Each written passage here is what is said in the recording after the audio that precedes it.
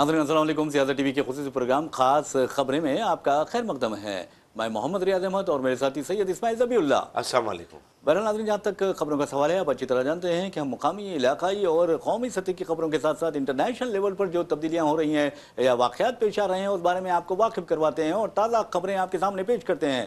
नाज़रीन, आप अच्छी तरह जानते हैं कि आज हिंदुस्तान में जो आवारा कुत्ते हैं वो एक बड़ा मसला बने हुए हैं और सुप्रीम कोर्ट ने भी ये कह दिया है कि अगर आवारा कुत्ते किसी को काटते हैं तो ये रियासती हुकूमतों की जिम्मेदारी हो बनेगी कि वो उनको मुआवजा दें। वैसे भी आप नाज़रीन अच्छी तरह जानते हैं कि आवारा कुत्ते मासूम जो छोटे छोटे बच्चे होते हैं उन्हें निशाना बनाते हैं, ज़ईफ़ हज़रात को निशाना बनाते हैं और हद तो ये है कि बूढ़े भी उनके हमलों से नहीं बचते, यानी उनके काटने से अपनी ज़िंदगियों से महरूम हो जाते हैं। तो बहरहाल आपको बताने का मकसद ये है कि रियासत तेलंगाना में भी कुत्तों की बहुतात है। जिस तरह हिंदुस्तान में कम्युनल डॉग्स यानी फ़िरका परस्त कुत्तों की बहुतात है, उनकी आबादी बढ़ती जा रही है। लेकिन जहाँ तक आवारा कुत्तों का सवाल है, आपको बता दूँ कि आवारा कुत्तों के काटने से अब तक कई अफराद अपनी ज़िंदगियों से महरूम हो चुके हैं। खुद हैदराबाद के अतराफ अकनाफ में रंगारेड्डी हो या फिर आप मजाफती इलाके हो वहां पर। लेकिन हालिया अरसे के दौरान जो सबसे बड़ी खबर आ रही है, मैं समझता हूं कि ये हिंदुस्तान के तारीख में खासतौर पर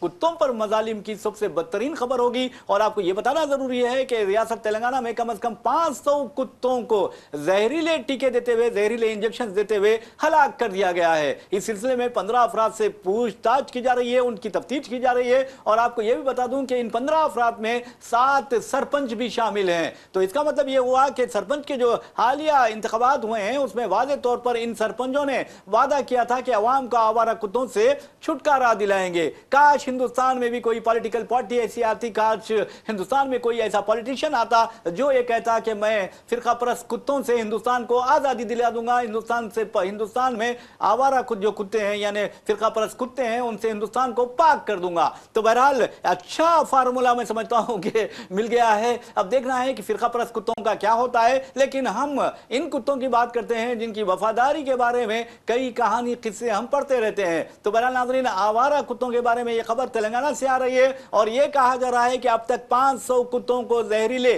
टीके देकर उनको मौत की नींद सुला दिया गया है। और इस सिलसिले में यह कहा जा रहा है कि हनमकुंडा है, कामारेड्डी है और दूसरा जो जगत्याल, वहां पर ये कुत्तों की हलाकतें हुई हैं और यहां तक कि इन कुत्तों को मारकर दफन भी कर दिया गया था। और खास तौर पर जगत्याल के बारे में कहा जा रहा है कि एक शख्स को एक वीडियो मंजर यहां पर आया जिसमें एक शख्स को, एक कुत्ते को टीका लगाते हुए देखा जाता है और विद इन सेकेंड्स यानी चंद सेकेंड्स में वो कुत्ता अपनी मौत मर गया। तो बहरहाल इस तरह की खबरें हमारे पास हैं। और आपको ये बता दें कि हनमकुंडे में कहा जा रहा है कि कम से कम 110 कुत्तों को मारकर यानी टीके देकर मार दिया गया था, जिन्हें दफन कर दिया गया था। अब उन कुत्तों की डेड बॉडीज को निकाला जा रहा है और निकालकर उनका पोस्टमार्टम किया जा रहा है और उनकी जो मौत है उसके असबाब मालूम किए जा रहे हैं। कामारेड्डी में यही वाकया पेश आया है। जगत्याल में आपको बता दूं कि इस तरह के कई वाकयात पेश आ चुके हैं। और अब देखना यह है कि पुलिस किस नतीजे पर पहुंचती है, क्या ये जो सिलसिला कुत्तों को मारने का है वो रुकेगा या नहीं रुकेगा। लेकिन याद रखिए, इंसान इतना जालिम नहीं होता है। ये जो कुत्ते हैं उन्हें मुकामी जो बलदिया है उसके तहत पकड़वाना चाहिए। इस तरह अगर आप जहरीले टीके देकर मार देते हैं तो ये इंसानी सुलूक नहीं होगा बल्कि कुत्तों पर जुल्म होगा। तो बहरहाल हम चलते हैं हमारे साथी इस्माइल ज़बीउल्लाह की तरफ और पूछते हैं कुत्तों ने क्या कर दिया है। रियाज साहब, बेहद शुक्रिया आपने मुझे शामिल किया इस अहम मौजू में।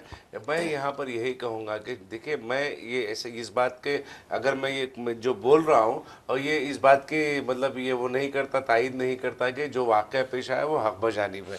मगर जहाँ पर शहरी इंतज़ामिया नाकाम हो जाता है वहाँ पर शहरी अपने बच्चों की जान और माल की हिफाजत के लिए इंतहाई इक़दाम उठाते हैं।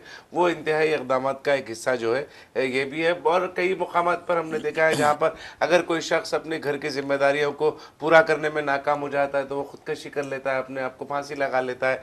तो यही यहाँ पर भी देखिए, ये आप ज़िलाई इंतज़ामिया, देही इंतज़ामिया और शहरी इंतज़ामिया की कहीं ना कहीं नाकामियाँ और कोताहियाँ हैं।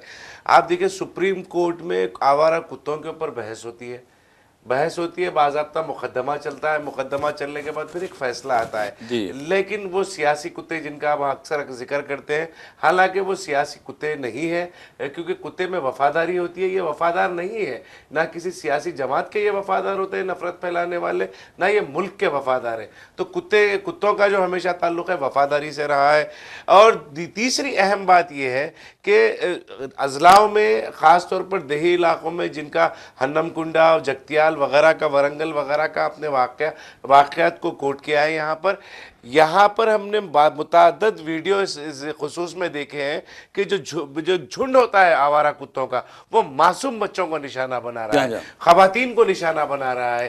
तो खवातीन और मुसलसिल मासूम बच्चे ये आवारा कुत्तों का निशाना बनने के बावजूद इतने हौलनाक वीडियोस आप देखकर, उन वीडियो फुटेज को देखकर आप खौफ में आ जाएंगे, आपकी कैफियत बदल जाएगी। तो उस तरीके के वीडियोस देखने के बाद भी अगर देही इंतज़ामिया जो है अगर हरकत में नहीं आता है, तो यकीनन कुछ मुकामी लोगों ने ये इक़दाम उठाया होगा, कुत्तों को जहर दिया होगा। लेकिन ऐसी हरकत बिल्कुल नहीं करना चाहिए। ये इंसानियत सोज हरकत है। ये इंसानियत मर जाने की बात है। अगर आप किसी बेजुबान को अगर आप कत्ल कर दे रहे हैं इस वजह से कि वो आपके लिए, आपके इलाके के लिए मतलब एक खौफ और डर का माहौल पैदा कर रहा है, इसी तरीके से जिस तरीके से कुत्तों के मुतालिक आप अपने शऊर बेदारी का आपने मुजाहरा किया है, नफरत की आग फैलाने वाले कुत्तों के खिलाफ भी इस तरीके की अगर शऊर बेदारी का अगर आप इजहार करते हैं, मुजाहरा करते हैं, तो यकीनन आपके अंदर जो इंसानियत बाकी है वो उसकी गम्माजी वो करेगी। बिल्कुल आपने सही कहा। वैसे भी नाज़रीन आपको बता दूं कि जहाँ तक आवारा कुत्तों का मसला है, बहुत संगीन रुख इख्तियार करता जा रहा है और आम लोग, ख़ास तौर पर जो मासूम बच्चे हैं, उनको ये कुत्ते निशाना बना रहे हैं। आप जाकर नारायणगढ़ जाइए या फिर हैदराबाद के मुख्तलिफ मकामात पर जाइए जहाँ पर कुत्तों के काटने का इलाज किया जाता है, टीके दिए जाते हैं। ये बहुत तकलीफदा अमल होता है। ऐसे में ख़ास तौर पर जो मुकामी इदारे होते हैं, चाहे वो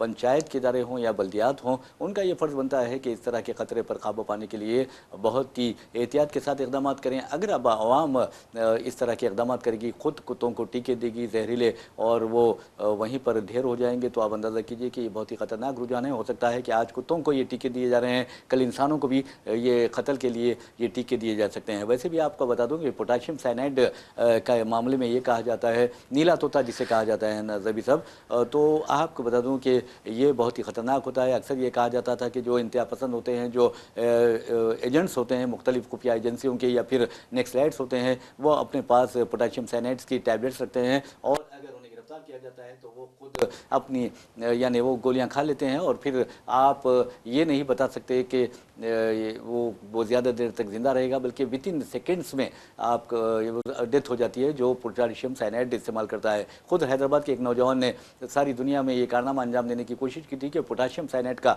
जो मदा होता है या टेस्ट होता है वो कैसा होगा। आज तक दुनिया ने ये नहीं बताया कि वो टेस्ट कैसा होता है, कड़वा होता है, मीठा होता है या फीका होता है। तो बहरहाल या उसका कोई मज़ा ही नहीं होता। तो बहरहाल उसने अपने कलम से ये लिख लिया था कि किसी तरह भी ये मज़ों के नाम, यानी ये फीका है या मीठा है, ये खट्टा है, ये कड़वा है और ये टेस्टलेस है, ये लिख दिया था। और उसने ये गोली खाई पोटाशियम साइनाइड की। उसके बाद उसको इस बात की फुर्सत नहीं मिल सकी कि वो इसका मज़े पर टिक कर सके। सिर्फ टिक करने की बात कर रहा हूँ मैं। तो पोटाशियम साइनाइड इस कदर ख़तरनाक होता है, हो सकता है कि इस तरह के टीके कुत्तों को दिए जा रहे हैं। तो बहरहाल नाज़रीन, जैसा कि मैंने आपको अपने तमहीदी कलमात में ये बताया था कि किस तरह फ़िरक़ापरस्त कुत्ते, कम्युनल डॉग्स भी हिंदुस्तान को तबाह ताराज करने पर तुले हुए हैं और जमहूरियत को काट रहे हैं, कतर रहे हैं और सेक्युलरिज्म पर हमले करते जा रहे हैं। उसी तरह ये जो कुत्ते हैं वो मासूम बच्चों पर हमले करते हैं। तो बहरहाल हम आपको लिए चलते हैं इंडिया हेट लैब की एक रिपोर्ट की तरफ। इंडिया हेट लैब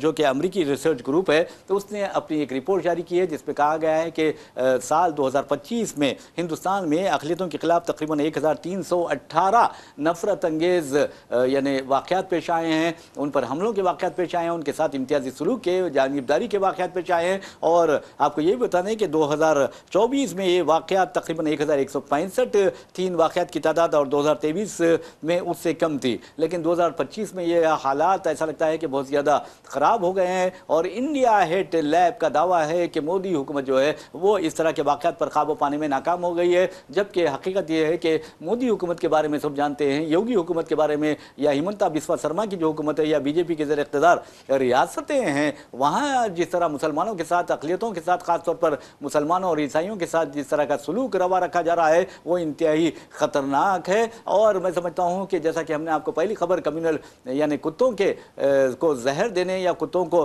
टीका देकर मारने की बात कही है, तो अब हिंदुस्तान में वक्त आ गया है कि जो जहरीले कुत्ते हैं, ख़ासतौर पर जो कम्युनल डॉग्स हैं, उनका भी खात्मा किया जाए, उनको अभी सफाया कर दिया जाए, और उसके लिए कानून का टीका लगाना बहुत ज़रूरी है। और कानून को आगे आते हुए अपने जो यानी कानूनी दावपेज हैं उसके इंजेक्शंस इन्हें लगाना ज़रूरी है।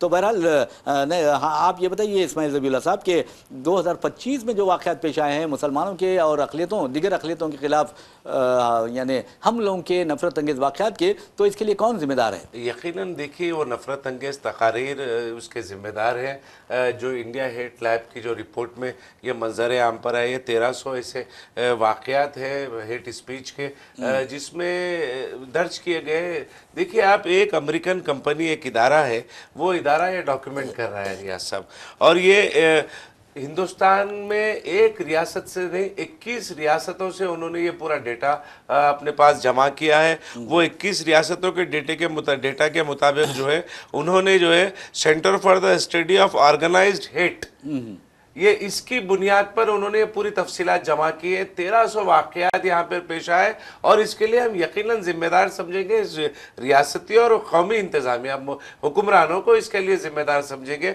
जो देखिए, जिस मुल्क का वज़ीर आज़म इलेक्शन इंतखाबात के पेश नज़र घुसपैठियों की बात करता है, कि लिबास देखकर पहचानने की बात करता है, शमशान और ख़बरस्तान की बात जो वज़ीर आज़म करता है, उस वज़ीर आज़म के मानने वाले उनके फॉलोअर्स जो है, अगर आप मीठी ज़बान के इस्तेमाल की तवक्को करेंगे तो ये मुमकिन नहीं है। हमने वज़ीर दाखिला को भी देखा तकरीरें करते हुए, और बीजेपी के बड़े बड़े कायदीन जो है, देखिए रियाज साहब 2014 के बाद से उत्तर प्रदेश और वो तमाम रियासतें जहां पर हिंदी भाषी रियासतें जिसको कहा जाता है, नॉर्थ इंडिया की हिंदी पट्टी शुमाली हिंदुस्तान की जो रियासतें हैं, वो रियासतों में हमने ये देखा है कि खुलेआम नफरत फैलाई गई तकरीरों के जरिए से, हेट स्पीचेस के जरिए से।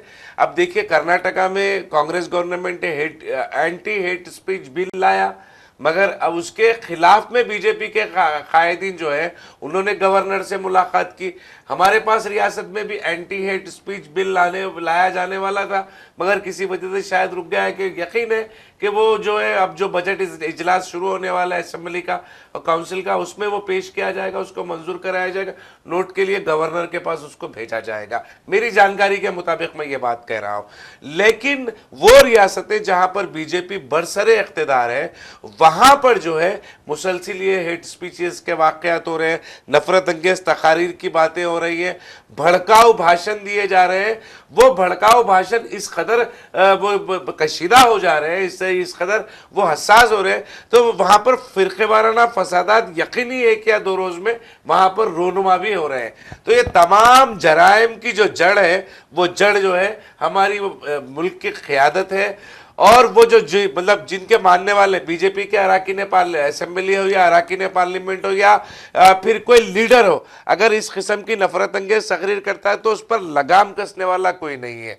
अदालतों ने बहुत बार, हिंदुस्तान की अदालतों ने बहुत बार इस जानिब तवज्जो हुक्मरानों की मबजूल भी करवाई, उसके बावजूद भी जो है किसी हुक्मरान पर के कान पर ये जू नहीं रहेंगी। वो मुल्क को जो है काबू में करने के लिए फिरकेवारियत, जो बढ़ता जो फिरकेवारियत का जहर है, फिरकेवाराना ज़हनियत है, उसको रोकने के लिए कोई मौसूर इक़दाम उठाने की हुकूमतों की जानिब से कभी कोशिश नहीं की गई। वैसे भी नाज़रीन, आपको बता दूं कि जहाँ तक अदालतों में सवाल है, चाहे वो सुप्रीम कोर्ट हो या फिर रियासती हाई कोर्ट्स हो, उनके लिए मैं समझता हूँ कि ख़ास तौर पर सुप्रीम कोर्ट ने ये हिदायत जारी की थी, ये हुक्म जारी किया था तमाम रियासतों के महकमे दाखिला के लिए कि आप अगर कोई हेट स्पीच में मुलविस पाया जाता है, इश्तिहार अंगेज़ बयान जारी करता है, जहरीले बयान देता है, फ़िरक़ावारियत पर मबनी बयान, उसके के होते हैं तो समझिए उसके खिलाफ कार्रवाई कीजिए, ये ना देखिए कि वो किस आला ओहदे पर फायज है। तो बहरहाल उसके बावजूद भी आप देखेंगे कि तमाम खासतौर पर जो बीजेपी से इख्तियार रियासतें हैं, कम अज़ कम आपको बता दूं कि हिंदुस्तान में 20 रियासतें ऐसी हैं जहाँ पर एनडीए की हुकूमत है और 14 रियासतें ऐसी हैं जहाँ पर आज़ादाना तौर पर बीजेपी अपने बलबूते पर हुकूमत चलाती है। उसके बावजूद वहाँ पर जिस तरह अक़लियतों के साथ रवैया अख्तियार किया जा रहा है, ख़ास तौर पर मुसलमानों को और ईसाइयों को जिस तरह निशाना बनाया जा रहा है, हिंदुस्तान की तारीख में इस तरह की हरकतें नहीं हुई है। लेकिन याद रखिए, अगर आप अक़लियतों को दबाएंगे तो समझिए पाकिस्तान का जो हाल हुआ है वो हमारा हाल हो सकता है, जैसा कि बांग्लादेश में हाल हुआ है वो हमारा हाल हो सकता है। वैसे भी पाकिस्तान में मजहबी जुनून पसंदी ने उसे तबाह व ताराज करके रख दिया है, बदनाम करके रख दिया है, और हिंदुस्तान में भी मजहबी जुनून पसंदी अपने इंतहा को पहुंच चुकी है। और आप देखेंगे कि हमारे जो पाकिस्तान में हुजूमी तशद्दुद की जो बीमारी थी वो हमारे पास मुंतकिल हुई, यानी हिंदुस्तान में मुंतकिल हुई। और ये हिंदुस्तान के जो दहशतगर्द है, गुंडे हैं, और मैं समझता हूँ कि मवाली हैं और इंतहाई दलिंदर लोग हैं, उन लोगों ने जिस तरह मुसलमानों को हुजूमी तशद्दुद का निशाना बनाया, कभी जानवर के नाम पर तो कभी लब जिहाद के नाम पर, लैंड जिहाद के नाम पर, जिन्स जिहाद के नाम पर, थूक जिहाद के नाम पर। अरे मेरे भाई, कई चीज़ों के नाम ये जिहाद को से जोड़ देते हैं, जबकि इन बेवकूफ़ों को मैं समझता हूँ कि पता ही नहीं है कि जिहाद होता है क्या है। जिहाद एक कोशिश होती है, जिहाद एक जद्दोजहद होती है, और अपने नफ्स से जिहाद करना, अपने आप को कंट्रोल करना, ये सबसे बड़ा जिहाद कहलाता है। तो बहरहाल इस तरह के वाक़यात पाकिस्तान से मुंतकिल होते हैं और यहाँ पर जो फ़िरका परस्त दरिंदे हैं उनमें सरायत कर जाते हैं, वो जल्दी बीमार हो जाते हैं। फ़िरका परस्ती की बीमारी से उनका वायरस जो होता है, फ़िरका परस्ती का कम्युनल वायरस, वो असर कर दिखाता है और फिर ये हुजूमी तशद्दुद का निशाना बनाते हैं मुसलमानों को और दलितों को। उसके बावजूद भी आप देखेंगे कि अदालतों के हुक्म के बावजूद कुछ उनके खिलाफ कार्रवाई नहीं की जा रही है। ऐसे में मैं समझता हूँ कि मुस्लिम और क्रिश्चियन और दलित जो ऑर्गेनाइजेशन है, उनके जो लीडरान को अदालतों से रुजू होना चाहिए और अदालतों को ये बताना चाहिए कि क्या अब आपकी अहमियत हिंदुस्तान में नहीं रही है। आपके हुक्म देने के बावजूद भी हुकूमतें, चाहे वो मरकजी हुकूमत हो चाहे रियासती हुकूमतें हों, वो ठोस इकदाम, कॉन्क्रीट स्टेप्स नहीं ले रही हैं, ये कहना चाहिए। तो बहरहाल आप अंदाज़ा कीजिए कि किस तरह के हालात हैं। तो बहरहाल हम उम्मीद करते हैं कि इस तरह के वाक़यात रोकने के लिए अदालतें सो मोटो एक्शन लेंगी, खुद कार्रवाई करेंगी। बहरहाल नाज़रीन, एक और खबर की जानिब चलते हैं। इस खबर का ताल्लुक आपको बता दूं कि हैदराबाद कर्नूल शाहराह पर Telangana state road transport corporation की एक बस DCM से टकरा गई। नतीजे में आपको बता दूं कि बस में सवार 31 अफराद जख्मी हो गए हैं, जिनमें 5 की हालत तशवीशनाक बताई जाती है। और ये भी बताया जाता है कि ये लोग तिल संक्रांत का यानी त्यौहार मनाने के लिए अपने घर जा रहे थे और महबूब नगर के करीब जडचल्ला मंडल, वहाँ पर यह हादसा पेश आया। और ऐसे में आपको ये बता दूं, एक तरफ तो यह हादसा पेश आया, दूसरी तरफ तिल संक्रांत की वजह से हैदराबाद विजयवाड़ा हाईवे पर ट्रैफिक जाम है।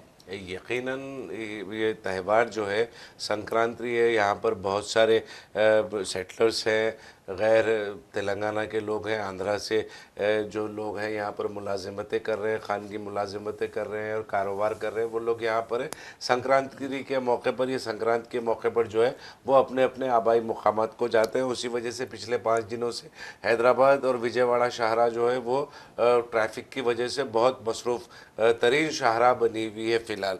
और आपने हैदराबाद और करनूल क्योंकि आंध्र प्रदेश में होने की वजह से इसको भी हम उसी से, इस वाक़े से जोड़ेंगे कि हैदराबाद में जो लोग काम कर रहे हैं, रोज़गार से जुड़े हुए हैं या तिजारत से, कारोबार से जुड़े हैं, वो लोग जा रहे थे वापस अपने आबाई मुकाम करनूल को, जो हादसा पेश आया जड़चल्ला में।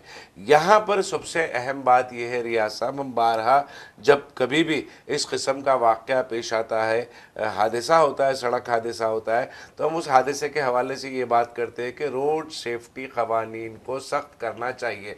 मगर रोड सेफ्टी क़वानीन के मुतालिक हुकूमतें, चाहे वो तेलंगाना की हुकूमत हो चाहे वो रियासत आंध्र प्रदेश की हुकूमत हो, इस जानिब अपनी तवज्जो मबज़ूल नहीं कर रही है। पिछले कुछ दिनों में हमने देखा है कि मुतवातिर मुसलसिल हादसात पेश आए, सड़क हादसात पेश आए, शहर के अंदरूनी इलाक़ों में ये हादसात पेश आए, शहर के बैरूनी इलाक़ों में, आउटर रिंग रोड जिसको हम कहते हैं, ORR का जो इलाका होता है, ORR के इलाके में ये हादसात पेश आए।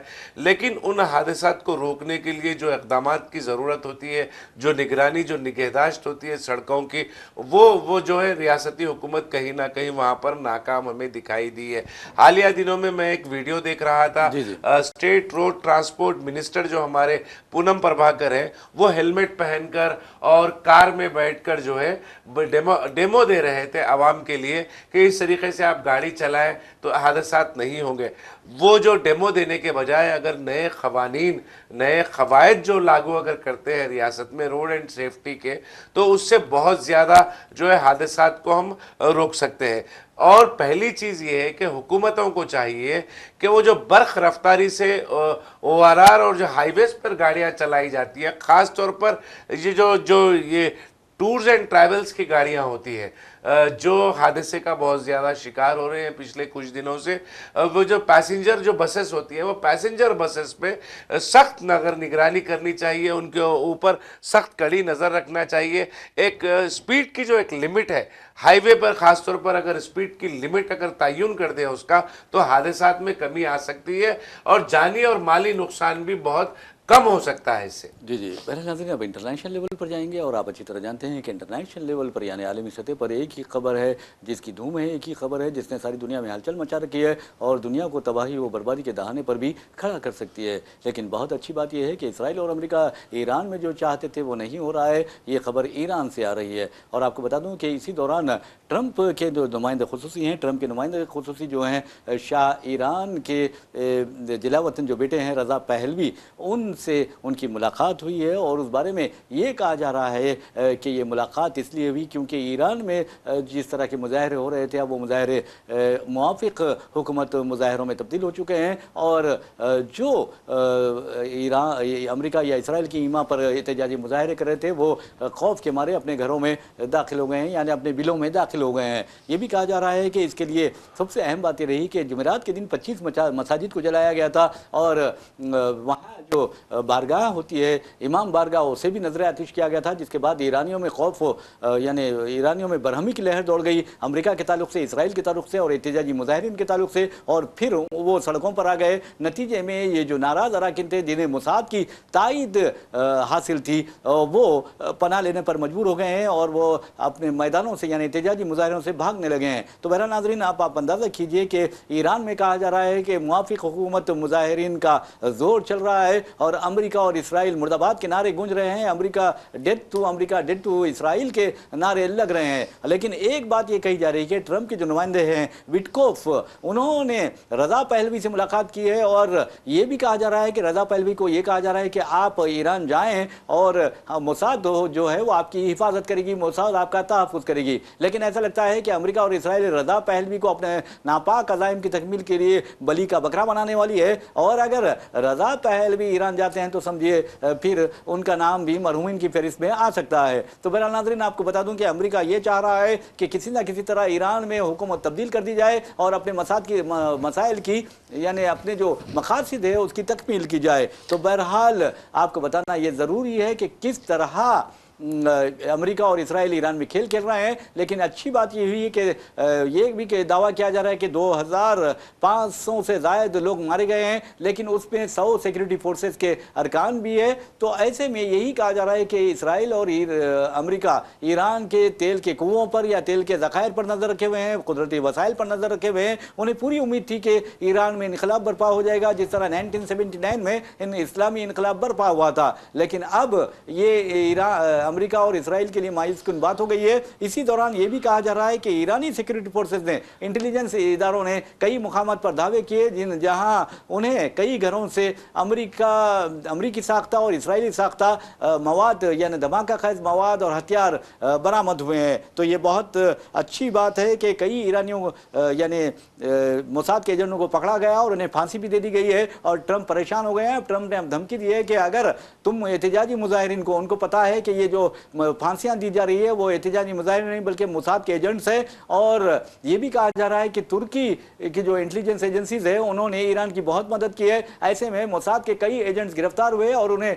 फांसी पर लटका दिया गया है। और ईरानी अब मोसाद के एजेंट्स को देखते ही या उसके शुबे में भी कत्ल कर दे रहे हैं, ये कहा जा रहा है। देखिए, अब अपने मुल्क की हिफाजत के लिए जो चीज़ इक़दामात ज़रूरी होते हैं वो यकीनन हर मुल्क उठाएगा। ईरान में जिस तरीक़े का एहतजाज किया जा रहा था, जिस तरीक़े का एहतजाज बनाया गया था, मुसलसल ईरान उसको एक तश्कील दिया हुआ एक साजिश के तहत किया जाने वाला एहतजाज मुसलसल कह रहा था। और फिर ईरान के जो हुक्काम हैं उन्होंने मोसाद और इसराइली अमरीकी एजेंसी FBI के बहुत सारे एजेंट्स को वहाँ पर उन्होंने पकड़ा और पकड़कर उन्हें सज़ाए मौत भी सुनाई। फांसी की सज़ा पर अब जो जिनको देने का ईरान ने ऐलान किया है वो तमाम जो है वो या तो उन्होंने मुल्क से गद्दारी की है या फिर किसी दूसरे मुल्क के एजेंट के तौर पर वो ईरान में काम कर रहे थे। तो शायद हो सकता है कि जैसा कि आपने रियाज साहब अपने हवाला दिया कि डोनाल्ड ट्रंप को इस बात का अंदाज़ा है कि फांसी जिसको दी जा रही है वो उनके लोग हैं, इसीलिए वो फांसी देने से मना करने के मुतालिक जो है ईरान को वार्निंग दे रहे हैं। आपको बता दो, मसाजिद और इमाम बारगाहों को अगर निशाना बनाया जाता है ईरान में तो फिर यकीनन जो है ईरान की आवाम के जज्बात के साथ वो खिलवाड़ होगा। और शायद हो सकता है कि उसी बहाने, उसी हवाले से जो है ईरान की आवाम दोबारा मुश्तइल होकर सड़कों पर हुकूमत के हिमायत में उतर आई है। तो हुकूमत की हिमायत में जब से ईरान में एहतजाजी मुजाहरे हो रहे हैं तब से जो है अमेरिका और अमेरिका के जितने भी हरीफ ममालिक हैं वो जो है बौखलाहट का शिकार हो गए हैं। ईरान मुसलसिल अमेरिका के मुकाबले के जिस किस्म के चैलेंजेस ये अमेरिका की जानिब से पेश किया जा रहा है उसको कबूल कर रहा है और ख़ुद ना सिर्फ कबूल कर रहा है बल्कि हर चीज़ का मुँह तोड़ जवाब देने का ऐलान भी ईरान की जानिब से किया जा रहा है। मगर ये जो ईरान की जानिब से जो ऐलान किया जा रहा है, जब मुकाबला होगा तो कौन जीतेगा कौन हारेगा फैसला तो ताकतवर के ही हक़ में उमूमन आया है, हमने देखा है। मगर ईरान बुज़दिलों की तरह जो है अपना रवैया इख्तियार किए हुए नहीं है। अमेरिका के मुतालिक भी जो है अमेरिका के अंदरूनी ममालिक भी इस कदर पेशीदा हो गए हैं रियाज साहब कि ग्रीनलैंड्स को जो सीज करने की बात डोनाल्ड ट्रंप कर रहे थे उसके खिलाफ अमेरिकी कांग्रेस ने एक बिल इंट्रोड्यूस कराया है। सेनेटर्स ने, अमेरिकी सेनेटर्स ने एक बिल इंट्रोड्यूस कराया उसको रोकने के लिए, ग्रीनलैंड को सीज करने के लिए। आप अपने मुल्क में जो सियासत चल रही है, आपके डोनाल्ड ट्रंप के खिलाफ में जो अमेरिकी सेनेटर्स जो फैसले ले रहे हैं उससे निमटने के बजाय आप ईरान के जो दाखिली मामलात है उसमें गैर ज़रूरी के मदाखलत कर रहे हैं। वेनेजुएला के बाद यकीनन बारहा ये इस बात की तरफ इशारा दे रही है दुनिया कि भाई वेनेजुएला के बाद अमेरिका के निशाने पे ईरान ही है। बिल्कुल। और दूसरी बात है, अमेरिका को गलतफहमी हो गई है, ये वेनेजुएला नहीं है, ये ईरान है। और ईरान क्या करेगा अमेरिका को अच्छी तरह मालूम है। और इसराइल भी इस बात को लेकर परेशान है कि इस इलाके में अगर उससे कोई मुकाबला कर सकता है, उससे कोई लड़ सकता है तो वो ईरान ही है। और वो चाहता है कि किसी ना किसी तरह ईरान को ख़त्म करे और इलाके पर अपना तसल्लुत बरकरार रखे। बहरहाल नाज़रीन, आपको बता दूँ कि जहाँ तक एक रिपोर्ट आ रही है बरतानिया से, इंग्लैंड से एक रिपोर्ट आ रही है, मीडिया रिपोर्ट है, जिसमें वाज़ेह तौर पर कहा गया है कि महंगाई और करेंसी की जो वैल्यू गिर गई है ईरान की, उसके खिलाफ जो एहतजाज शुरू किया गया था वो एहतजाज अपने आप मौत मर रहा है। और उस कदर बड़े पैमाने पर एहतजाज किए जाने के बावजूद भी हुकूमत गिरने के कोई आसार दिखाई नहीं देते हैं। बरतानवी मीडिया का ये भी कहना है कि ईरान की जो आला सिक्योरिटी एजेंसीज है उनमें भी कोई इख्तलाफात पैदा नहीं हुए हैं। इसके नतीजे में ईरान मुस्तहकम दिखाई देता है और वहाँ पर जो एहतजाजी मुजाहरे हैं हुकूमत के खिलाफ वो दम तोड़ रहे हैं। ये बरतानिया के मीडिया इदारों का कहना है और रिसर्च बेस्ड बात हम आपको बता रहे हैं। वैसे भी नाजरीन आपको बता दूं कि जहां तक पैम्पियो का सवाल है, आपने देखा कि किस तरह साबिक यानी CIA के जो डायरेक्टर थे पैम्पियो, उन्होंने वाज़े तौर पर कहा था कि ईरान में जो एहतजाजी मुजाहरे हो रहे हैं उनमें मोसाद के एजेंट्स शामिल है और वो लोगों को तहफ़्फ़ुज़ फराहम कर रहे हैं। तो इसका मतलब ये हुआ कि इसराइल जानबूझकर मोसाद के एजेंट्स को दाखिल कर चुका है ईरान में। लेकिन अब ईरानी हुकूमत का काम है, क्योंकि ये मोमिन की फरासत होती है कि वो दुश्मन को पहचान लेते हैं, तो ऐसे में अगर कोई मस्जिद पर हमला करता है, मस्जिदों को नजर करता है, तो समझिए, या इमाम बाड़ों को या इमाम गाहों को अगर वो नजर आतिश करता है, तो समझिए कि वो मुसलमान हो ही नहीं सकता। और ख़ुद इराक़ी वज़ीर ख़ारजा ने कहा है कि 2 रकात नमाज भी अगर ज़िंदगी में किसी ने पढ़ लिया है तो वो मस्जिद पर हमला बर्दाश्त नहीं कर सकता और ये मुसलमान हो नहीं सकता, और ये मोसाद के एजेंट्स की कार्रवाई है। तो बहरहाल ईरान में ये कहा जा रहा है कि मोसाद के एजेंट्स को पकड़ते ही सजाए मौत दी जा रही है, और उधर ट्रंप तलमला रहे हैं और कह रहे हैं कि आप एहतजाजी मुजाहिरीन को फांसी देंगे तो हम देख लेंगे, आप देख लीजिए या दिखा लीजिए, कुछ होने वाला नहीं है, वही होगा जो मंजूर खुदा होगा। और ये कोई वेनेजुएला नहीं है कि आप जाकर रातों रात वहाँ के सदर को, उनकी अहलिया को उनकी ख्वाबगाहों से गिरफ्तार कर लें, और एक खातून पर इस तरह बुरा मजबूर होना, इंसानी हुकूक के अलमबरदार कहाँ गए हैं ये समझ नहीं आता। उस खातून को मारा गया है, खातून अव्वल, वेनेजुएला की खातून अव्वल, उसके देखिए, उसकी आंखों को देखिए, उसके पेशानी को देखिए, जख्मों के निशान हैं और उसकी आंख मुतासिर हो गई है। लेकिन कितनी शर्म की बात है, ये हुकूक निस्वा की बात करते हैं, लेडीज फर्स्ट की बात करते हैं। मैं समझता हूं कि ये लेडीज फर्स्ट कहने के हकदार भी नहीं है। डोनाल्ड ट्रंप के ताल्लुक जहाँ तक है, देखिए सन के हुक्मरान सारी दुनिया के लिए ख़तरा बनता है और ख़तरा बनता जा रहा है। मदुराओ का हमने देखा वाक़या, वेनेजुएला के सदर का, उन्हें किस तरीके से रातों रात उनके बेडरूम से अहलिया के साथ उन्हें अगवा कर लिया गया, उनको हथकड़ियाँ डालकर लाया गया। देखिए कसूर क्या है, ये तो एक आलमी सियासत जो है वो अमरीकी डॉलर की इजारादारी, जो गिरती इजारादारी है, उसको बचाने के लिए, अमेरिका के मफादात को बचाने के लिए आप किसी दूसरे मुल्क में जाते हैं और उस मुल्क के वज़ीर आज़म को आप घर से उसके बेडरूम से उठाते हैं, उसको उठाकर अहलिया के साथ आप हथकड़ियाँ डालकर लेकर आते हैं। तो ये एक अफसोसनाक हरकत है ख़वातीन के हुकूक़ के साथ। देखिए ये वेनेजुएला के मर्द आदमी के हुकूक़ के साथ भी जो है ये एक जो है नाइंसाफ़ी है। जैसा कि रियाज साहब ने कहा कि वो अक़वाम मुत्तहिदा जो है उसके जो कई इदारे हैं जिसमें इंसानी हुकूक़ की हिफाजत करने के दावेदार इदारे भी हैं, तो वो दावेदार इदारे कहाँ पर है, क्या काम कर रहे हैं। अक़वाम मुत्तहिदा के सलामती कौंसिल में वेनेजुएला पर अमरीकी हमले के ख़िलाफ़ जो है क़रारदाद तो पेश हुई, मगर उस पर किसी किस्म की कोई कार्रवाई नहीं हुई। अमेरिकी सदर की मजम्मत तो की गई, मगर मजम्मत के जवाब में किसी तरीके का जो है कोई फैसला नहीं लिया गया। जिस तरह international court of justice ICJ ने जो है नेतन्याहू के खिलाफ वारंट जारी किया था, उसी तरीके से आप डोनाल्ड ट्रंप के खिलाफ भी वारंट जारी कर देते। यकीनन देखिए, अगर जारी करते, गिरफ्तारी होती या नहीं होती है ये दूसरी सूरत है, लेकिन इस बात का यकीन तो होता कि दुनिया को कि भाई इंटरनेशनल कोर्ट ऑफ जस्टिस हो या फिर अक़वाम मुत्तहिदा का इदारा, अक़वाम मुत्तहिदा का इदारा जो है इंसानी हुकूक़ की हिफाजत की अलमबरदारी का दावेदार इदारा जो है वो जो है हरकत में है, वो काम कर रहा है। यकीनन किसी किस्म की उम्मीदें कुछ होती, मगर गाज़ा में बर्बरियत 5 साल तक मुसलसिल गाज़ा में बर्बरियत इसराइल की चलती रही, अक़वाम मुत्तहिदा खामोश रहा। वेनेजुएला के ऊपर जुल्म ज़्यादती होते रही, उसके सदर को वहाँ से उठाकर ला लिया गया, हथकड़ियाँ डालकर अक़वाम मुत्तहिदा खामोश रहा। ईरान पर बार बार मतलब हमला करने के आसार बनाए जा रहे हैं, हालात बनाए जा रहे हैं, उसके बावजूद भी अक़वाम मुत्तहिदा खामोश रहा।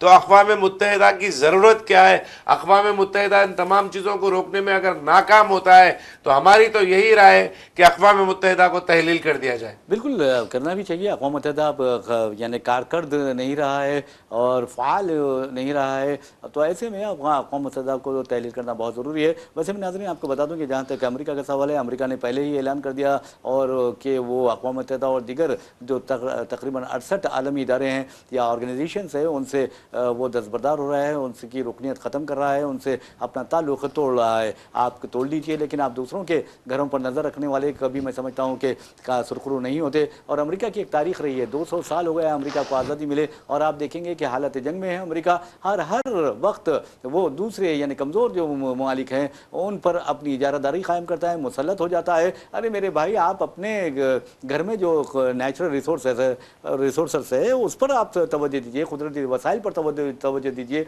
दूसरों के घर पर आप नज़र क्यों रखते हैं? अफगानिस्तान में जिस तरह की आपको मुंह की खानी पड़ी, मैं समझता हूँ कि अफगानिस्तान की तरह अगर वेनेजुएला होता तो मैं समझता हूँ कि ट्रंप के हालात बहुत ख़राब हो जाते हैं। वैसे भी ट्रंप के हालात बिल्कुल अब ख़राब दिखाई दे रहे हैं, क्योंकि उनके जो यानी इक़दाम हैं, अजीब व गरीब इक़दाम हैं, पागलपन का वो सबूत दे रहे हैं। ऐसे में ये भी हो सकता है कि उनका इम्पीचमेंट यानी मुआख़ज़े की कार्रवाई भी उनके खिलाफ शुरू की जाए। इससे पहले भी उनका मुआख़ज़े की कार्रवाई पे की गई थी। जी, यकीनन इम्पीचमेंट कार्रवाई ठीक है, ये तमाम चीज़ें एक मतलब जो इश्तिहार जो लोगों में जो नाराज़गी है वो नाराज़गी को दूर करने का एक हरबा समझा जाता है। रियाज साहब देखिए, यकीनन ट्रंप को रोका जा सकता है, ट्रंप को बर्बरियत करने से रोका जा सकता है। उसके लिए अक़वाम मुत्तहिदा को अपनी मौजूदगी का एहसास दिलाना होगा। सबसे पहले अक़वाम मुत्तहिदा की खामोशी तमाम फसाद की, तमाम मसाइल की जो है वो हल जो है वो इसकी वजह जो है वो अक़वाम मुत्तहिदा की खामोशी है। अक़वाम मुत्तहिदा अगर अपने मौजूदगी का एहसास दिलाता है तो यकीनन डोनाल्ड ट्रंप जो है अपनी जो ये बेतुकी हरकतें वो करने में, हमने पहली मियाद भी डोनाल्ड ट्रंप की देखी और ये दूसरी मियाद भी देख रहे हैं। उन्हें इस बात का यकीन हो गया, मैंने पहले भी अपने इस प्रोग्राम में ये कहा है रियाज साहब के, हुए उन्हें इस बात का भी यकीन हो गया कि दोबारा वो अमेरिकी सदर नहीं बनेंगे। लिहाजा अमेरिकी सदर के जितना भी उनकी मियाद है वो मियाद के में ऐसे कुछ कारनामे करके चले जाएं कि अमेरिका के जो सियाह बाब होते हैं वो सियाह बाब में उनका नाम रकम हो जाए। और फिर वो जैसा कि हमारे पास भी एक सन की हुक्मरान है, वो यही कोशिश कर रहे हैं कि हिंदुस्तान की तारीख को बदल दें, हिंदुस्तान के जमहूरी तारीख को बदल कर मनुस्मृति की तारीख पर उसको बना दें, उसको कायम कर दें। तो उसी तरीके का काम डोनाल्ड ट्रंप भी वहाँ पर अमेरिका में कर रहे हैं। देखिए, वेनेजुएला पर हमला, क्यूबा को धमकी, कंबोडिया को धमकी, ग्रीनलैंड को अपने कब्जे में लेने के बाद ये तमाम जो बातें हैं वो सिर्फ और सिर्फ डोनाल्ड ट्रंप की सनक का इजहार करते हैं। और वैसे भी आप देखेंगे, जैसा कि आपने ग्रीनलैंड का जिक्र किया, नाज़रीन आपको बता दूं कि ग्रीनलैंड पर डेनमार्क का कब्जा है और यूरोपीय यूनियन का कब्जा है, यानी जो नेटो ममालिक हैं वो अपना जजीरा समझते हैं। लेकिन एक बात ज़रूर है कि वहाँ पर आपने देखा कि किस तरह डोनाल्ड ट्रंप ने कहा कि हम ताकत के बलबूते पर ग्रीनलैंड को हासिल कर लेंगे, और ग्रीनलैंड की आबादी 55,000 है और डोनाल्ड ट्रंप चाहते हैं कि ग्रीनलैंड को अमेरिका में शामिल करके वहाँ के जो 55,000 लोग हैं उन्हें अमरीकी शहरी बना दिया जाए। लेकिन आप अंदाज़ा कीजिए, ताकत के बलबूते पर या फिर दौलत के बलबूते पर अगर ग्रीनलैंड को हासिल किया जाता है तो ये बहुत ख़तरनाक चीज़ है। ऐसे में आपको ये जानकर हैरत होगी कि हमारे वज़ीर-ए-आज़म नरेंद्र मोदी बार बार ये कहते हैं कि हिंदुस्तान की तारीख़ का मैं वो वाहिद वज़ीर-ए-आज़म हूँ जिसको सबसे ज़्यादा गालियाँ दी गई हैं, जिसके खिलाफ बकवास की गई है, वज़ीर-ए-आज़म कहते हैं। लेकिन आपको बताता हूँ क्यों करते हैं ऐसे गालियाँ सुनने के भाई, आप हरकतें करते और गालियाँ सुनते। लेकिन हमारे इस्माइल ज़बीउल्लाह साहब, मैं कह रहा हूँ कि अब ये रिकॉर्ड जो वज़ीर-ए-आज़म नरेंद्र मोदी को जो गालियाँ पड़ी हैं वो रिकॉर्ड टूट गया है। वज़ीर-ए-आज़म को तो लोगों ने गालियाँ दी है, घर में गाली दी है, लेकिन अब डोनाल्ड ट्रंप को आप देखिए बाहर गालियाँ दी जा रही हैं। डेनमार्क के एक रुकने पार्लियामेंट हैं, उन्होंने इंतहाई फहूश कलामी की है और ट्रंप को बहुत गालियाँ दी है, और मैं समझता हूँ कि ट्रंप उस गाली के काबिल भी हैं। जैसे कि इस्माइल ज़बीउल्लाह ने कहा कि ऐसा करते क्यों हो, गालियाँ सुनते क्यों हो। तो बहरहाल ट्रंप का जो इमेज है बहुत ही ख़तरनाक होता जा रहा है। ऐसा लग रहा है कि ट्रंप पर इसराइल दबाव बनाया जा रहा है, और हो सकता है कि ट्रंप अगर इसराइल की बात नहीं सुनते तो फिर ट्रंप का सफाया हो जाएगा, ये ट्रंप को यकीन हो गया है। ऐसे में ट्रंप इसराइल की ब्लैकमेलिंग का शिकार हो रहे हैं। लेकिन जहाँ तक डेनमार्क का सवाल है, डेनमार्क की वज़ीर-ए-आज़म से लेकर डेनमार्क की जो डिफेंस कमेटी की सरबराह है, उन्होंने भी बहुत ही सख्त अंदाज में ट्रंप को धमकी दी है कि आप जो करते कर लो, हम देख लेंगे और हम जंग भी लड़ेंगे, हो सकता है हमें नाकामी हो, लेकिन हम अपने जजीरे का, हम अपने यानी ग्रीनलैंड का दिफा करेंगे। लेकिन एक बात ज़रूर है कि डेनमार्क के एक ताज़ा जो बयान आया है उसमें डेनमार्क के एक रुकने पार्लियामेंट ने ट्रंप को बहुत ही सख्त सुस्त कहा है, बहुत ही गालियाँ दी हैं। अब ट्रंप कितने ज़मीर वाले हैं, कितने ज़र्फ वाले हैं, उसका अंदाज़ा आपको अच्छी तरह है। याद होगा कि वो अपनी एक अनजानी दोस्त के कंडोलेंस मीटिंग में जाते हैं, उनकी बीवी वहाँ पर रहती है, यानी विडो, उसकी बेवा वहाँ पर रहती है, और आप देखेंगे कि वो किस तरह बेवा से लिपेटना चिपेटना शुरू कर देते हैं। तो ये अमेरिका की बदनामी है। मैं समझता हूँ कि एक शख्स ऐसा है जो उसे सदर बना दिया गया है। और मैं समझता हूं कि आज तमाम अमरीकी इस बात पर अफसोस कर रहे होंगे कि किस शख्स को हमने अमेरिका का सदर बना दिया है। कभी एलोन मस्क दोस्ती करता है, कभी एलोन मस्क के साथ दुश्मनी का इजहार करता है, और अब तो यह है कि स्टारलिंक की मदद हासिल करने के लिए उसने एलोन मस्क के तायद भी हासिल कर ली है। एलोन मस्क के बारे में कहा जा रहा है कि स्टारलिंक इंटरनेट सर्विस जो बहाल की गई है ईरान में, वहाँ पर खुद यह हालत हो गई है, यानी स्टारलिंक के सरबरा एलन मस्क की और ट्रंप की और इसराइली वज़ीर-ए-आज़म नेतन्याहू की, कि वो परेशान हो गए कि वहाँ पर भी ईरान ने किस तरह के ताकतवर जैमर्स इस्तेमाल किए हैं और स्टारलिंक पर भी असर पड़ रहा है। तो अब न सिर्फ इनकी इज्जत खाक में मिलने वाली है, ट्रंप की वैसे तो मिल चुकी है, अब एलन मस्क की भी इज्जत खाक में मिलने वाली है, और उसकी जो दौलत है 640 अरब डॉलर के साथ वो दुनिया का सबसे दौलतमंद तरीन शख्स है। लेकिन अब ईरान में जिस तरह उसने स्टारलिंक सर्विस बहाल करने की कोशिश की, फराहम करने की कोशिश की नाराज़ अराकीन को, और ख़ासतौर पर मोसाद के एजेंडों को आगे बढ़ाने की कोशिश की, उसके बाद ऐसा लगता है कि उसका जवाल भी शुरू हो चुका है। जी यकीनन देखिए, ईरान में जो है ये तमाम ये एपिसोड की शुरुआत उस वक्त हुई रियाज साहब जब इंटरनेट की जो खिदमत है उनको बंद कर दिया गया। ईरान हुकूमत की जानिब से एक नोटिफिकेशन जारी हुआ और इंटरनेट खिदमत जो है वो बंद कर दिए गए। इसलिए बंद कर दिए गए कि अंदर से जो मामलात वहाँ पर पेश हो रहे थे, तेहरान शहर में जो वाक़यात पेश हो रहे थे, वो वाक़यात को कहीं तोड़ मरोड़ कर पेश ना किया जाए, और तेहरान से जो है वो फैलता हुआ जो एक मुनज़्ज़म साजिश के तहत शुरू किया हुआ एहतजाज, मुबैना एहतजाज जो है वो दूसरी रियासतों पर तक ना फैले ईरान की, उसीलिए बंद कर दिया गया था। उसके बाद फिर स्टारलिंक के खिदमत को बहाल करने की डोनाल्ड ट्रंप ने कोशिश की। डोनाल्ड ट्रंप एक ऐसे मतलबी और मफाद परस्त सियासतदान है जो जिससे जो ज़रूरत पड़े उसका इस्तेमाल कर लेते हैं। बहुत बड़े पैमाने पर हमारे वज़ीर आज़म डराते हैं भाई, वो हमारे वज़ीर आज़म का भी उन्होंने बड़े पैमाने पर इस्तेमाल किया। जी। और आज फिर जो है उनको वो दोस्त कहने से कतराते हैं या फिर उनका वो नाम लेने से कतराते हैं, और जब भी बात करते हैं हालिया दिनों में जो उनकी स्पीच वायरल हुई थी डोनाल्ड ट्रंप की, वो सुनकर मैं हैरत हो गया कि मोदी ने मुझे कॉल किया और कहा मैं आई सी यू प्लीज़, तो इस तरीके से उन्होंने बात की। तो इस तरीके की तजलील जो है वो हमारे वज़ीर आज़म का भी उन्होंने इस्तेमाल किया और अब उनकी तजलील कर रहे हैं।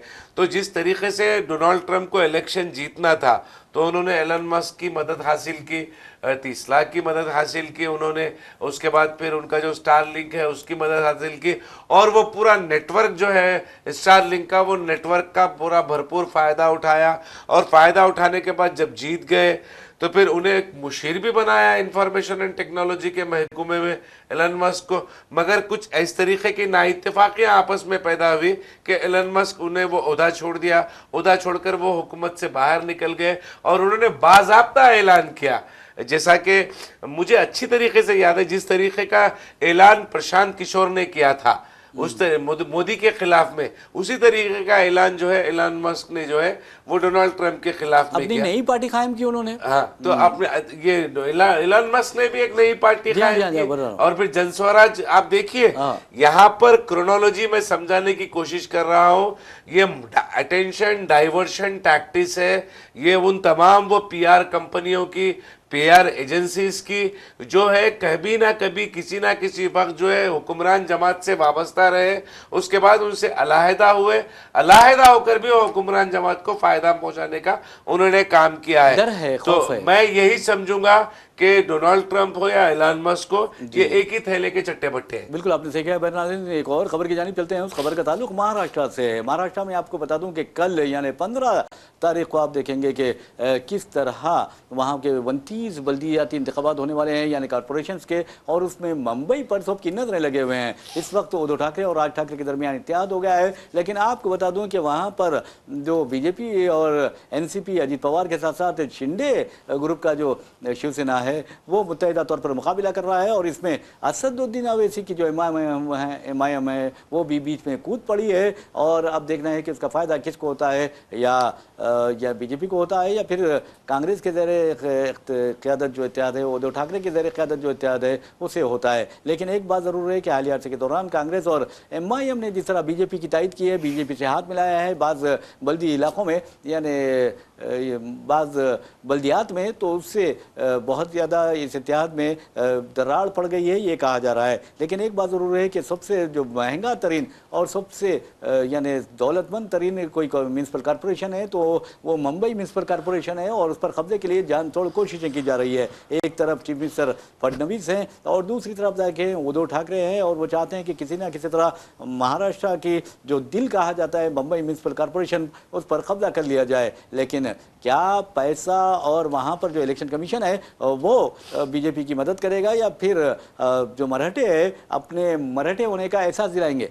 देखिए, आपने एक आखिरी जुमला जो कहा, मराठे होने का एहसास दिलाने की बात कही, तो उद्धव ठाकरे और राज ठाकरे जो मुश्तरका तौर पर जो है तहरीक चला रहे हैं मुंबई म्यूनसिपल कॉरपोरेशन इलेक्शंस में, तो राज ठाकरे ने ये बात कही है कि ये जो है मराठी मानुस के विकार का इलेक्शन है।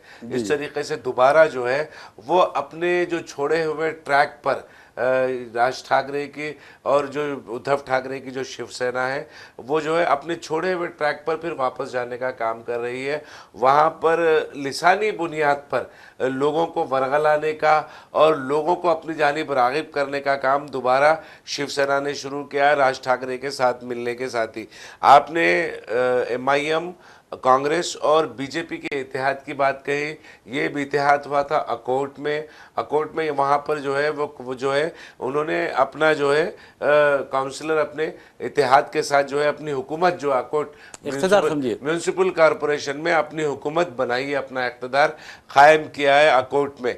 और देखिए, निचली सतह की सियासत अगर कहीं पर हो रही है तो वो है महाराष्ट्र। फिलहाल महाराष्ट्र के मजालिस मुकामी के इंतखाबात। अब 29 है भाई, 29 म्यूनसिपल कॉरपोरेशन में इंतखाबात है। जो 29 में सबसे महंगे अगर कॉरपोरेशन है तो वो म्यूनसिपल कॉरपोरेशन मुंबई है, जहां पर ये पॉलिटिक्स चल रही है, जीतने की कोशिशें की जा रही हैं, और जो है बड़े पैमाने पर पैसा भी इस्तेमाल हो रहा है, पैसे का भी रेल चेल है, पैसा भी खर्च किया जा रहा है। मगर अफसोस की बात है कि अपने जो सियासी सतह होती है वो सियासी सतह से गिरकर जो है पॉलिटिक्स मुंबई में या फिर पूरे महाराष्ट्र के मजालिस मुकामी के इंतखाबात में सियासी जमातें कर रही हैं। मैं इसीलिए ये कह रहा हूँ कि अकोट का एक मसला आपके सामने आया, हालिया दिनों में नांदेड़ से भी कुछ ऐसी खबरें हमें मौसूल हुई, नागपुर से भी हमें कुछ इस तरीके की खबरें मौसूल हुई कि वहाँ पर खामोशी में कुछ सियासी जमातें जो एक दूसरे की बरसरेआम मुखालिफ हैं वहाँ पर मुत्तहिद हो रही हैं। मुंबई में भी ये देखा गया है कि वोट काटने के लिए कांग्रेस के और जो है शिवसेना का उद्धव ठाकरे धड़ा है, एनसीपी का जो धड़ा है, उसके वोट काटने के लिए वहां पर भी कोशिशें की जा रही हैं। यहां पर अहम बात यह है कि ये इलेक्शन में, ये म्यूनसिपल कॉरपोरेशन मुंबई के इलेक्शन में अजित पवार और शरद पवार को हम करीब आते हुए हमने देखा है। ऐसा लग रहा है कि ये भी गुमान किया जा रहा है कि आने वाले दिनों में अजित पवार और शरद पवार एक हो जाएंगे। अब जब ये एक हो जाएंगे तो फिर एकनाथ, हमारे उद्धव ठाकरे और राज ठाकरे भी एक हो चुके हैं, तो कल के दिन अगर कोई बड़ी सियासत में बड़ी तब्दीलियां आती हैं तो वो तब्दीलियों के बाद एकनाथ शिंदे का सियासी मुस्तकबिल क्या होगा, ये एक बहुत बड़ा सवाल है। क्योंकि अब आप देखिए रियाज साहब, पिछले असेंबली इंतखाबात के बाद से लेकर अब तक एकनाथ शिंदे कहीं पर भी मंजर आम पर नहीं है, उन्हें पीछे ढकेल दिया गया है। मैं जहां तक समझता हूं दूसरी नहीं बल्कि तीसरी पिछली सफ में उन्हें डाल दिया गया है। दूसरी सफ में अजित पवार जो है वो अपना मुकाम बनाए हुए, इख्तिलाफात पाए जाते हैं, मुकाम बनाए हुए हैं वो। और फिर तीसरी अहम बात यह है कि यहाँ पर फिर ये कहा जा रहा है कि अजित पवार और शरद पवार दोबारा एक साथ मिल जाते हैं। मिलने के बाद जो सियासत होगी महाराष्ट्र की, वो सियासत एक नया रुख, एक नए सियासी रुझान की तश्कील उससे अमल में आएगी। बहरहाल नाज़रीन, मैं आपको बता दूं कि जहां तक महाराष्ट्र का सवाल है, महाराष्ट्र के बारे में ये कहा जा रहा है कि बीजेपी ने महाराष्ट्र के साथ बहुत ज़्यादा नाइंसाफ़ी की, मराठों के साथ नाइंसाफ़ी की। ये अलग बात है कि वहाँ पर बीजेपी की हुकूमत है, लेकिन एक बात ज़रूर है कि महाराष्ट्र को जो प्रोजेक्ट्स मिलने वाले थे वो प्रोजेक्ट्स गुजरात मुंतकिल कर दिए गए, जिसके नतीजे में मराठों में काफ़ी नाराज़गी पाई जाती है। उसके बावजूद भी असेंबली इंतखाबात में बीजेपी बीजेपी के ज़ेर क़यादत इत्तेहाद की कामयाबी कई एक सवालात खड़े करती है, और उसका जवाब राहुल गांधी ने भी दिया कि किस तरह हेरा फेरी की गई, किस तरह इलेक्शन कमीशन के साथ गठजोड़ किया गया, साजबाज की गई और इंतखाबी नताइज बदल कर रख दिए गए। पावर पॉइंट प्रेजेंटेशन के जरिए महाराष्ट्र में तीन मरतबा जो इंतखाबी धांधलियां अमल में आई है इलेक्शन कमीशन की ज़ेर सरपरस्ती, वो तमाम उसके शवाहिद जो है राहुल गांधी ने पेश किए हैं। वहां पर राहुल गांधी ने ना सिर्फ पेश किए बल्कि बताया भी कि भाई यहाँ पर देखिए, अब मुंबई का ही एक वाकया है जिसमें 1 लाख वोट एक सेंटर पर दर्ज किए गए थे, तो वो शवाहिद भी पेश किए, उसके बावजूद भी इलेक्शन कमीशन ने कोई कार्रवाई नहीं की। अब राहुल गांधी ने यह भी कहा था कि 25 लाख से लेकर 40 लाख जो वोटर्स थे उनके नामों का इंदराज अमल में आया, फिर मुख्तलिफ रियासतों में बिखर गए। तो ये हो रहा है महाराष्ट्र में। अब देखना यह है कि महाराष्ट्र के जो दारुल हुकूमत है बम्बई को ये कहा जाता है हिंदुस्तान का इक़्तिसादी दारुल हुकूमत, लेकिन अब इक़्तिसादी दारुल हुकूमत बीजेपी ने उसे नहीं रखा है, उसकी हैसियत, उसकी शिनाख्त खत्म होकर रह गई है। अब अंदाज़ा कीजिए कि जनूबी रियासतें जो है वो बड़ी तेज़ी के साथ आगे आ रही हैं हिंदुस्तान की क़यादत के मामले में। वैसे भी नाज़रीन, अब ऐसा लगता है कि जहाँ तक हैदराबाद का ताल्लुक़ है, हैदराबाद को भी कहीं मरकज़ी ज़ेर इंतज़ाम इलाका ना बनाया जाए, ये भी एक अहम सवाल है। और इस तरह के जो दबी आवाज़ें हैं वो अब ज़ाहिर होने लगी हैं कि एक बहुत बड़ा मनसूबा बनाया गया है कि हैदराबाद को मरकज़ी ज़ेर इंतज़ाम इलाके में तब्दील कर दिया जाए। और इसी के लिए ये कहा जा रहा है कि हैदराबाद को 3 बल्दियात में तकसीम किया गया है। एक तो हैदराबाद, ग्रेटर हैदराबाद, दूसरा मलकाजगिरी, तीसरा सैबराबाद। तो बहरहाल एक शहर, एक छोटा सा शहर, आप उसको वसत ही देते जा रहे हैं, वसत ही देते जा रहे हैं, एक रियासत का दर्जा इख्तियार करता जा रहा है शहर। तो इसका मतलब है दाल में कुछ काला है, और ये क्या काला है, कितना काला है, हम अपने दूसरे प्रोग्राम में आपको इस बारे में बताएंगे, क्योंकि वक्त हो चला है खास खबरें का। तो बहरहाल हम खास खबरें प्रोग्राम अपने अख्तिताम को पहुंचाते हैं। अपने मेज़बान मोहम्मद रियाज अहमद और मेरे साथी सैयद इस्माइल ज़बीउल्लाह को इजाज़त दीजिए। इंशाल्लाह फिर मुलाकात होगी, फिर बात होगी। तब तक के लिए अल्लाह हाफिज़। अल्लाह हाफिज़।